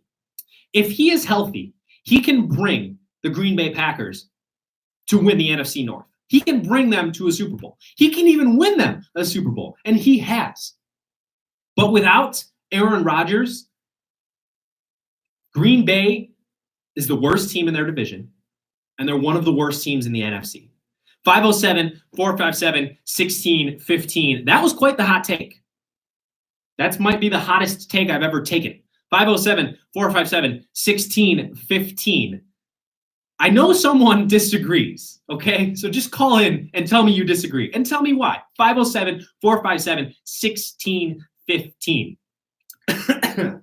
I really need to make sure Alec is in here most of the time because this is tough. 507-457-1615. I'm running out of air. I'm going to take a sip of water, so just bear with me. 507-457-1615. You are listening to The Squeeze with Anthony Pasquazi, produced by Alec Root on KSMR Radio, broadcasting live on 92.5 FM on campus and 94.3 FM in Winona, Minnesota, as well as online at smumn.edu/KSMR, KSMR Real College Radio, 507-457-1615. Congratulations to Christina for winning the t-shirt earlier in the show. And again, I want to thank Brady Stevens for being live in studio today. 507-457-1615. NFL, so the Chargers and Titans actually just already finished in London, and I didn't watch it obviously because I was here. But do you know what happened last night? Purdue beat Ohio State. Are you kidding me? And my dad texted me, and he told me, and I said, well, you don't think I'm watching? Not only did they beat Ohio State, they crushed Ohio State. How does that happen? Bama's the best team in college football, undeniably. But they were the second best team in my mind. They were ranked second, and they're the only team that has a chance to take Bama down, and they don't have a good chance, but they have a chance. Purdue beat them. Purdue spanked them. And how about that E60 story about the Purdue student with bone cancer? Oh, gosh. I haven't cried like that in a while. I watched that entire thing, and it just kept – if you haven't watched it, go on Twitter or just search it. It moved me. Oh, my Lord. This young man – was diagnosed with bone cancer, and they had to remove his hip because that's where the tumor was, and they replaced it with titanium. This was the summer before he got to start at Purdue, and he told the doctors, "Look, I don't care what you say, I'm starting on time at Purdue." And guess what he did? He did start on time at Purdue with a crutch under his arm and an entirely new hip. In a remarkably fast recovery, he showed up at the doorsteps of Purdue. He's one of the biggest Purdue fans I think I've ever met or ever heard of, because I don't know any Purdue fans, so that doesn't say much. But he goes to every game. He sits front row of every game. He camped out before his freshman year. He camped out days before football games, and the coach of the Purdue football team began to notice. And before knowing his story and before understanding that he's gone through bone cancer multiple times, the coach talked to him, and the coach met with him, and then found out what a remarkable person he was and what a strong person he was, and named him a captain and let him be in the locker room and go to coin tosses. And he is part of that Purdue football team. And in the video, they say he he was in remission from bone cancer. And then months later, he's told that the cancer is coming back. And at this point in time, now he is a 20-year-old college student in hospice care. But he said that he wanted to go to this Purdue football game against Ohio State, and he did. And he sat on the field in his wheelchair in a frail, weak state, still as strong as ever. He wholeheartedly believed and said it that Purdue was going to beat Ohio State. And Purdue did it. And realistically, it has nothing to do with him. But that story is just remarkable. And if you here, I'm gonna look for it real quick. But if you haven't seen it, I really need you to. On Twitter, ESPN. What is his name? I can't find it. It's Trent something. I'm clearly terrible with names, but yeah, moving stuff from ESPN. Look that up on Twitter. Notre Dame now. Hey, I'm a Notre Dame fan. Notre Dame's they're sitting pretty. Now, I said before, if they don't win out, they might not be able to make it to the playoff because they don't have a conference championship and they haven't played the strongest schedule. But now there aren't many undefeated teams left. So if they do win out, it might be Bama, Notre Dame, UCF as 3 of the 4 teams in the college football playoff. How fun would that be? UCF and Notre Dame in the same conversation as Bama. I'm not even sure, Notre Dame fans out there, if you're listening, 507-457-1615. Do you even want Notre Dame to go to the college football playoff?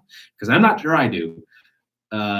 Last time they went to the BCS championship, they got crushed by Alabama, and I had to shave my head, and it wasn't fun. Do you want to go through that again? 507-457-1615 as a Notre Dame fan. Do you want to go through that again? Because I don't think I do. They're fun to watch, but I don't know if I want to see them get shellacked again like that. 507-457-1615. We're going to send it to break here on the Squeeze. It is 11:37 on this fine Sunday. I hope you are enjoying your day so far. I hope you're enjoying listening, and I hope you're excited for some NFL football later today. 507-457-1615. Let me know if you have any sports thoughts, opinions, or you want to tell me that I'm dead wrong. 507-457-1615. You are listening to The Squeeze.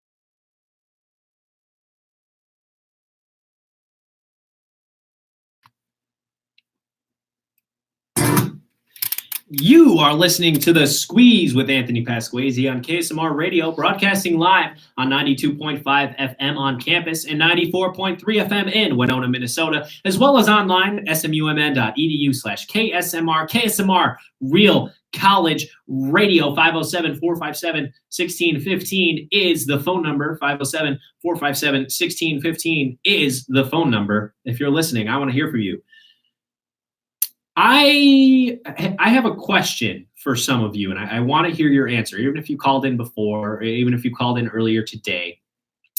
Give me your definition of a fan, of being define your fandom of a certain team. I look at it as there are maybe three types of fans. There are the diehard fans, there are the casual fans, and then there are the bandwagon fans. I believe that you can be either of the three for any sports team. In my opinion, this is me saying what I am. I am a diehard Cubs fan. I am a casual Bears fan because it's football. So even when they're bad, I do follow them occasionally.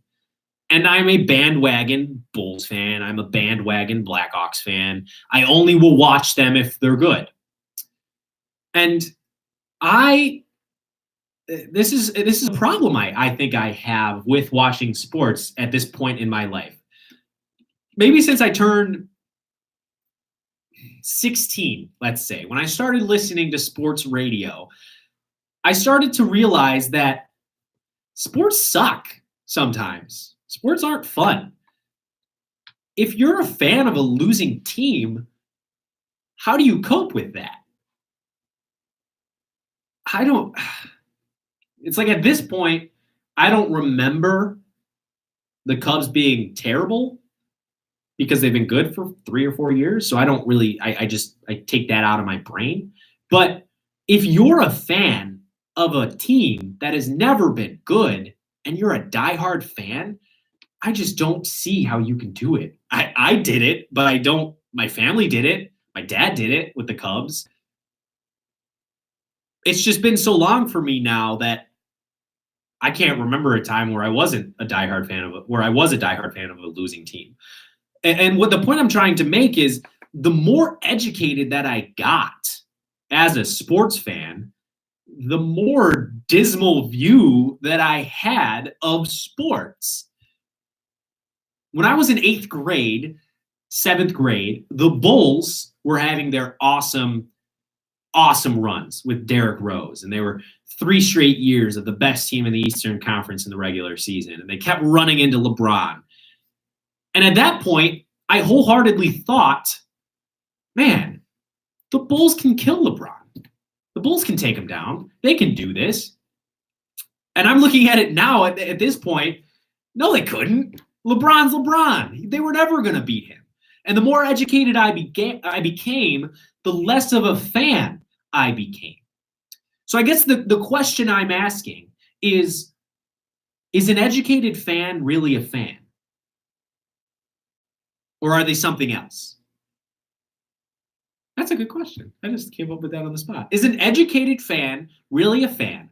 Or are they something else?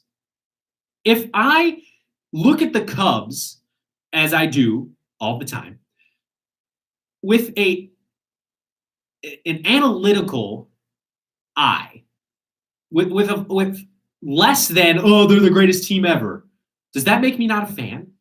If I can honestly see that the Cubs have cracks, and the Cubs might not win another World Series, and I say that vocally, does that make me not a fan? 507-457-1615. Or does that make me a better fan because I understand? I don't know. That's why I want to hear a call. 507-457-1615. What does being a fan mean to you? Does it mean you go to every game and you watch every game and you only root for your team and you don't root for anybody else, and you know that your team, even if you're the Baltimore Orioles this season, you thought that at the beginning of this year your team was going to win the World Series? Or is a fan somebody like me who looks at a team in a negative light sometimes, who understands that, wow, the Bulls are really far from an NBA championship. The Bears I don't know. 507-457-1615. I'm going somewhere with this thought, but I can't put a pin in it. 507-457-1615. I think it's a good thought. I think it is. 507-457-1615. But there's just something about sports that has changed for me. It's less of a I don't know. Here we go. Here's a call. 507-457-1615. Hi, what's your name and where you're from? You're on the squeeze. Hi, Christina from Chicago. Hi, familiar voice. What's up? I just wanted to say about your educated fan thing. I think that the way that you're a fan is kind of rare, because I think that a lot of fans are just totally uneducated. And so that's why they can just kind of flip from, oh, I'm a diehard, Cubs fan because they won the World Series. But it's like, oh no, you're actually a bandwagon fan. But now they're not really, now they don't watch them as much or something like that. And it's just because I think that the majority of fans aren't uneducated. Okay, so who's your favorite sports team? Well, my favorite sports team, my favorite sport is baseball, and I am a Southsider, so my favorite sports team is the Chicago White Sox. Okay, they're bad. Yeah, they're awful. Okay, it's good that you know that. In your opinion, based on the three fans that I kind of put out there, are you a bandwagon, are you a diehard, or are you a casual? In your opinion? I want to say diehard because no matter what, I will always love the White Sox, but I can't call myself that because I don't watch every single game and I don't stay educated on, what's happening and the updates on the team and stuff like that. But I also would consider myself a diehard fan because I would never look towards any other team. Like when the Cubs won the World Series, I wasn't suddenly like, oh, I love the Cubs now. Like those words never came out of my mouth. So I don't really know how to answer that. But I'm definitely not. So maybe what I'm saying is part of the problem. Being a fan, I can't tell you what type of fan you are. It's not my definition of a fan. It's your definition of a fan. So if you're calling yourself a diehard because you always root for them, but you don't really follow them, that's okay in your opinion. It differs from my opinion. To tell somebody that their fandom is wrong of a certain team is wrong. Yeah, I agree. Because everyone's going to root for them differently. Exactly. Everyone's going to choose to be educated or not. Everyone is going to choose whether they get updates on every single game to stay in the loop or not. And so it's different for every single person. Okay. And thank you so much for the call, Christina from Chicago. Bye-bye. And it's a good point. I actually kind of like what she said. She didn't answer right away by saying, oh, I'm a diehard. I'm a casual. She gave a description of her fandom. And that's almost like, why? Why do you have to describe your fandom? It's a problem. It's a problem in our sports society today. One of my biggest pet peeves on Twitter. I am a Cubs fan. I like I said, I've always been a Cubs fan. I've never not been a Cubs fan. On Twitter, if you're a Cubs fan and you're vocal about anything, you will be called a bandwagon fan by opposing fan bases. That's one of my biggest pet peeves. Because what am I going to do? Am I going to somehow try to prove you wrong? How am I going to prove you wrong?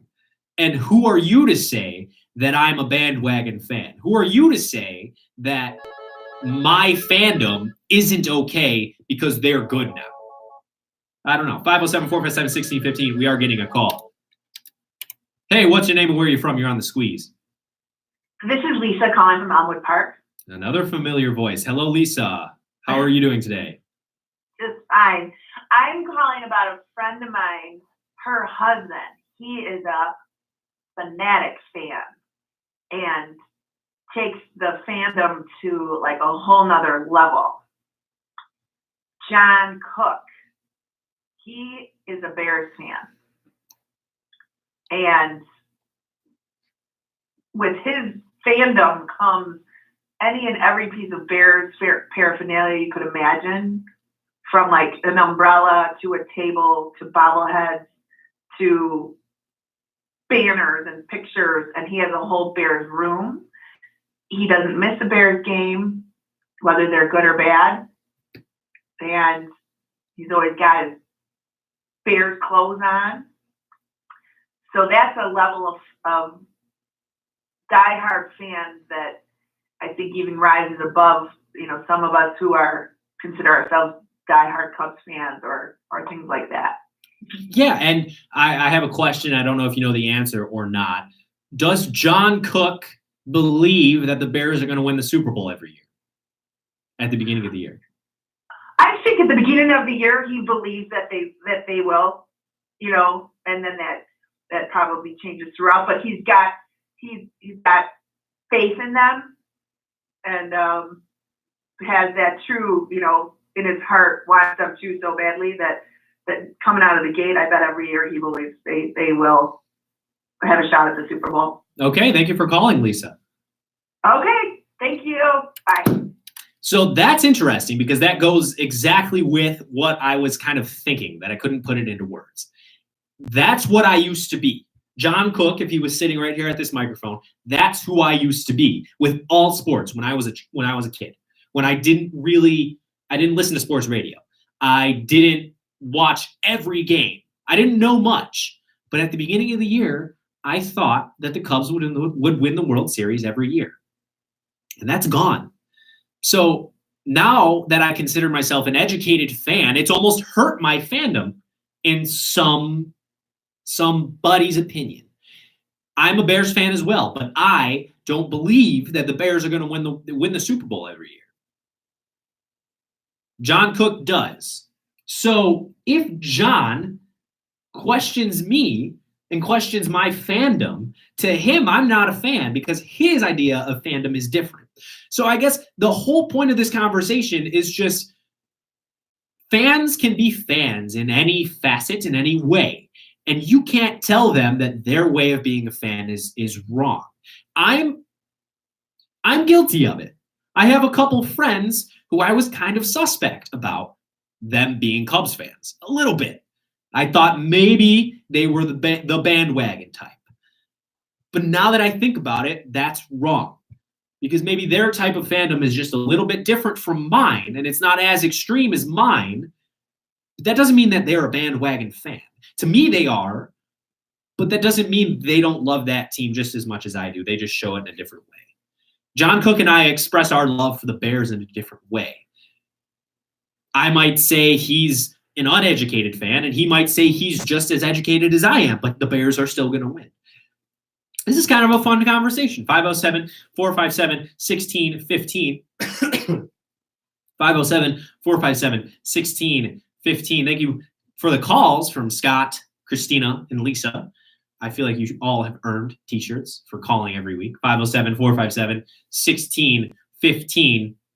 What is your example of a super fan or an educated fan or an uneducated fan or your own fandom? And tell me if I'm wrong. 507-457-1615. Joey Bosa, to transition, because that was just super smooth. Joey Bosa is the brother of Nick Bosa, who's already a San Diego Charger. Joey Bosa was a student at Ohio State. He is undeniably the best player in the draft this upcoming season, this upcoming draft. But he got hurt. And he wasn't going to play for the remainder of the season until bowl week came around and until conference championship week came around.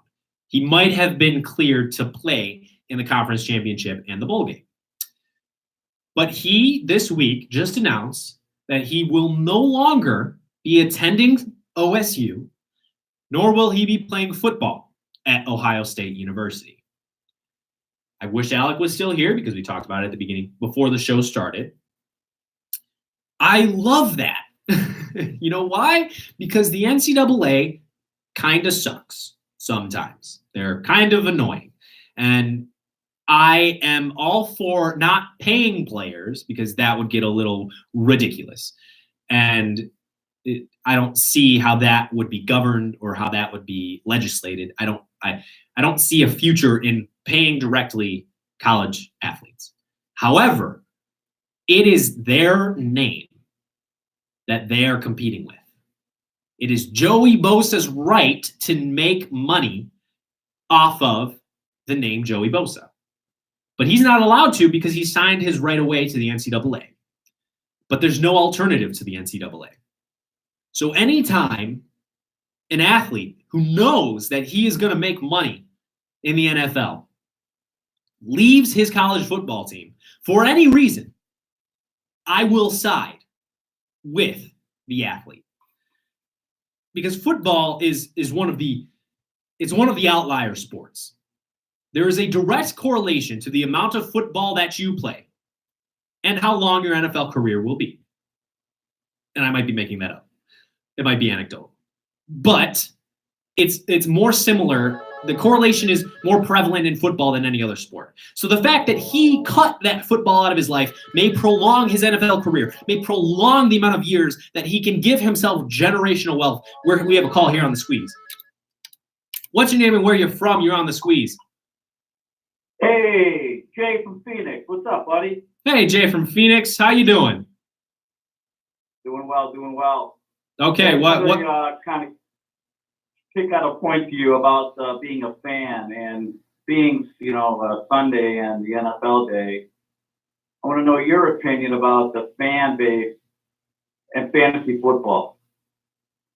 I get the take that when fantasy football came into our society, it really changed how people really look at football and being a true fan of their true team.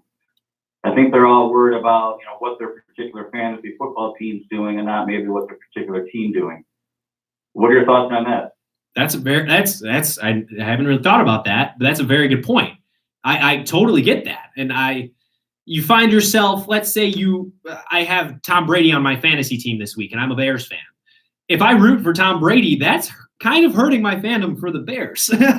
I want Tom Brady to do well, but I want the Bears to win. So does that really make me a true fan of the Bears, or does that make me a fan of my fantasy football team? That's a big problem. I mean, what do you think has it done to our society in general? What has fantasy football done? Well, I think it affects how people really look at sports, even fantasy baseball. But for me, I'm a Bear fan. I'm a diehard. And I try to draft Bear players with my fantasy football team, if feasible. But I think the money aspect and everything is kind of taking over that true fan with the fantasy. Okay, yeah, and I totally understand that. Thank you so much for the call, Jay from Phoenix. It's a good question about what has fantasy football done. It has dehumanized the players to an extent because I don't really care about my team as much and building that relationship with my team because I'm just looking at numbers on a fantasy football spreadsheet. I don't know. It's a good question, Jay. Fantasy football. This is my first year of doing fantasy football. I've never really been into it, but I did fantasy basketball last year. And I can see where you're going. Maybe it hurt my fandom a bit, but it also gave me another reason to be a fan of the NBA and to be a fan of the NFL. Can I be a fan of the NFL and still be a diehard Bears fan? That's for me to decide, and that's for you to decide about yourself, and that's for everyone to decide. Does fantasy football detract from the fandom of a specific team? Maybe, on a case-by-case basis. But it would be hard-pressed to make a generalization that fantasy football is bad for football watchers or, good for football watchers. It'd be hard to make an assumption about the entire landscape of fantasy football. It's a good question. I think that was we talked about one topic for 20 minutes, but I think that might have been the best 20 minutes that I've had on this show in a while. 507-457-1615. We only have a minute left. If anyone wants to get in one more sports thought, sports opinion, or you just want to say hi. 507-457-1615. This was The Squeeze with Anthony Pasquesi, produced by Alec Rude on KSMR Radio, broadcasting live on 92.5 FM on campus and 94.3 FM in Winona, Minnesota, as well as online at smumn.edu/KSMR and on YouTube/Anthony Pasquesi, KSMR Real College Radio. Make sure you subscribe to the YouTube page. You follow the Twitter page at The Squeeze 4. Follow Alec Rude at Alec Rude 10. Follow me at Anthony_Pass on Twitter. Thank you to Brady Stevens for coming in to studio to talk with us about the basketball team. And congratulations, Christina from Chicago. You win this week's Squeeze t-shirt with a score of 0. Thank you for listening. Talk to you next week.